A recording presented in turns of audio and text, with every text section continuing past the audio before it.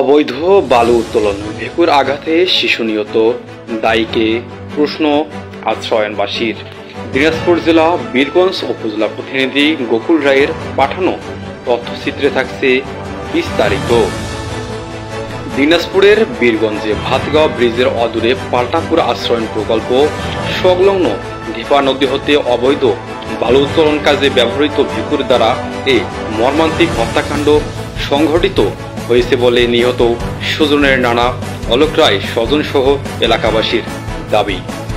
এ ঘটনায় বালু উত্তোলনকারী মুন্না ট্রেডার্সের মালিক পাল্টাপুর নিবাসী মৃত বিশার উদ্দিনের ছেলে তোফাজ্জল হোসেন রাজা, তার পার্টনার জসিম উদ্দিন ও সিরাজগঞ্জের বাসিন্দা ভেকু চালক মহিরের বিরুদ্ধে অলোক রায় বাদী হয়ে অভিযোগ করলে রাতে বীরগঞ্জ থানায় ৩০৪ ক ধারায় ৫-১১-২৪ নম্বর মামলা রুজু হয়।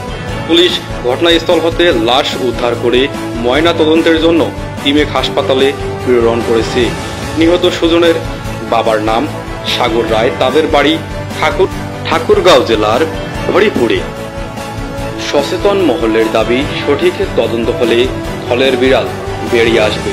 শিশু হত্যার দায় পানি উন্নয়ন বোর্ড দিনাজপুর এবং বীরগঞ্জ উপজেলার ইউনো এড়াতে পারে না। অভিযুক্ত তোফাজ্জল হোসেনের সাথে মুঠোফোনে কথা হলে তিনি জানান, আমি ইজরা নিয়েছি, আমার কাগজপত্র আছে। এ ব্যাপারে বীরগঞ্জ থানার অফিসার ইনচার্জ মোহাম্মদ আব্দুল গফুরের সাথে কথা হলে তিনি বলেন, নিহত শিশুর নানা অলোক রায়ের অভিযোগের ভিত্তিতে মামলা হয়েছে, অপরাধীকে আইনের আওতায় আনা হবে। Azizul Islam, news desk, news প্রতিভা।